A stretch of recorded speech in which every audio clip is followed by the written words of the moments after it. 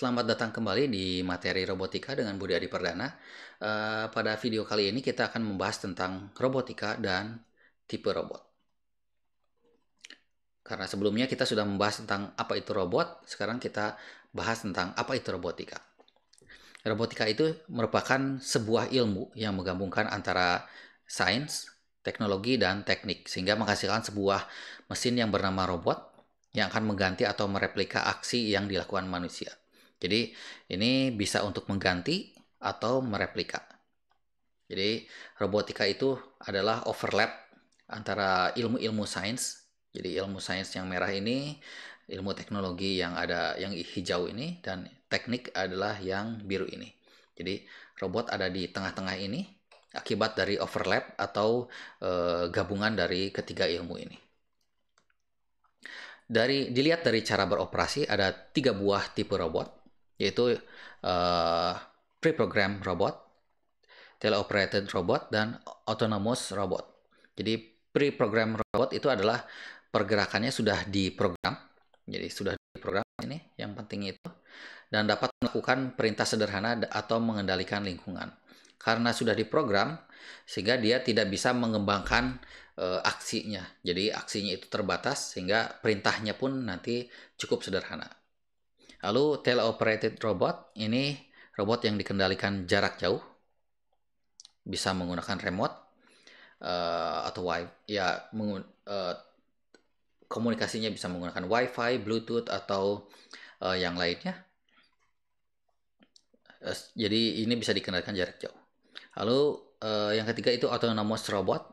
Jadi ini sudah dipasang kecerdasan buatan, memiliki kecerdasan buatan, sehingga dia bisa bergerak otomatis sesuai dengan tipe kecerdasan yang dia punya. Gitu. Misalkan kecerdasannya adalah tipikal robot yang tugasnya untuk mencari api dan memadamkannya. Nanti dia akan mencari sumber api di daerah yang dia sedang berada. Nanti akan memadamkan apinya. Seperti itu, salah satu contohnya.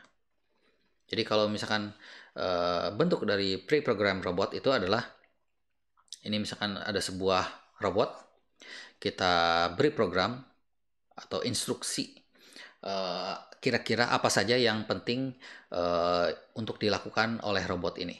Tentu saja karena diprogram sejak awal, jadi nanti instruksinya itu harus stepnya itu jelas. Jadi tidak boleh acak atau tidak teratur.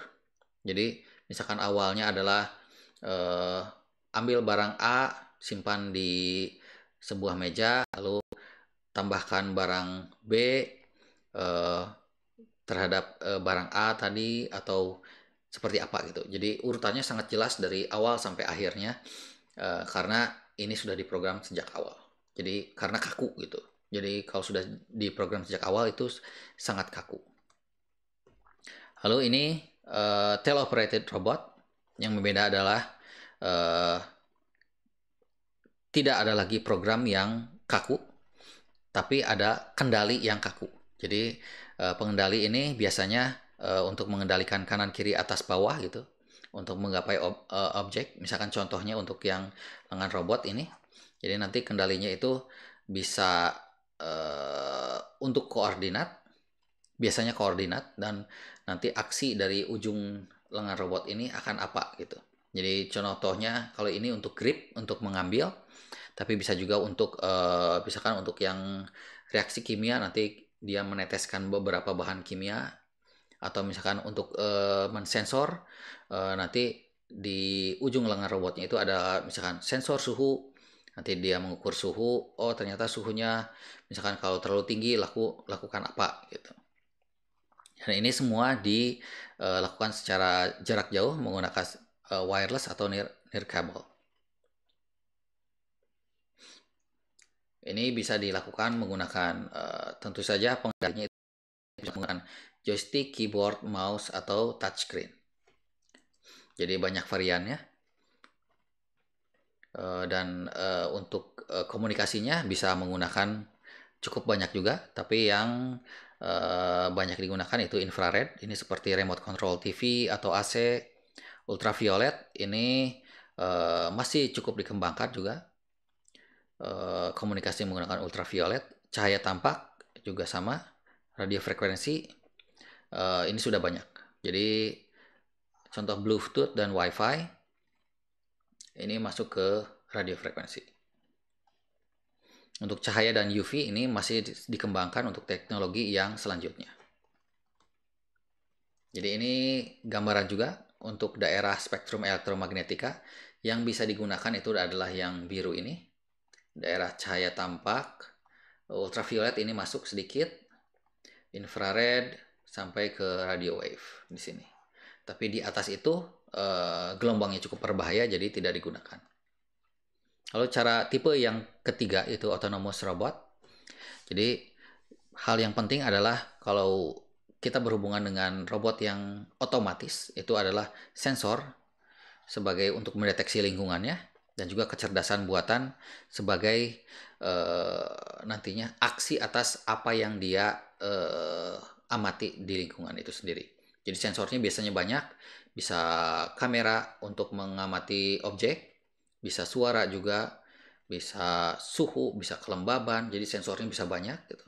Atau jarak, contohnya kalau misalkan mobil yang tanpa awak itu ada sensor jaraknya, sehingga kalau misalkan ada mobil yang mendekat atau mau menabrak, dia nanti akan berlaku seperti apa, itu kecerdasan buatannya. Apakah mengerem atau malah dikebutkan atau belok, itu nanti tergantung dari tipe kecerdasan buatan yang dipasang. Ini beberapa sensor yang dapat digunakan, tadi sudah dibahas, itu panas, jarak, kemiringan, cahaya, suara, getaran, dan lain-lain. Jadi sensor ini sebagai panca indera elektronika, jadi mirip dengan manusia itu mata, hidung, lidah, tangan, kaki, telinga, ya, dan lain-lain.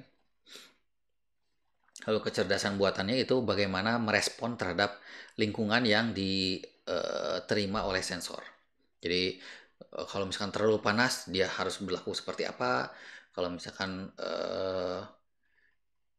ya tadi yang mobil itu kalau jaraknya terlalu dekat, nanti apakah menghindar, apakah mengerem, seperti apa. Dan ini ada beberapa contoh saja tipe kecerdasan, metode-metode kecerdasan buatan, yaitu search method, clustering, artificial intelligence, genetic algorithm, particle swarm, dan ant colony optimization. Ini yang banyak digunakan, yang tren saat ini adalah yang artificial neural network, tapi semuanya itu masih digunakan sampai saat ini juga. Jadi untuk video kali ini cukup sekian, nanti kita akan lanjut lagi di video selanjutnya. Terima kasih.